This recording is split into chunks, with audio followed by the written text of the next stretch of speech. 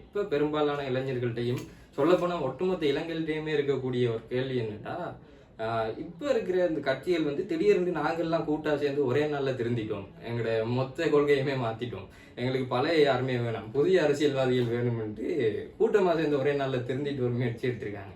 இப்ப இந்த முயற்சி வந்து புதுசா வந்த ஆட்சி மாற்றத்துல வாக்கு பெருஞ்சிரும்ன்ற பயமா? இல்ல தங்களுடைய தேசியத்தையும் இனத்தையும் காப்பாற்றணும்னு நினைக்கிற உணர்வா? இல்ல இது ஒரு கட்சி அரசியலா உணர்வா?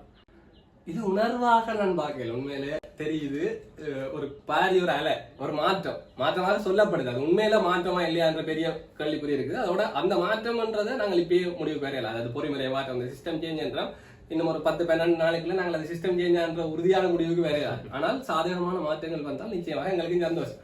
ஆனால் இந்த மாற்றங்கள் வந்து உண்மையிலே ஆரோக்கியமானதான்னு பொறுத்திருந்தான் பார்க்கணும்.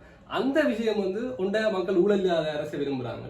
என்னது இளைஞர்கள் ஒரு இளம் சமுதாயம்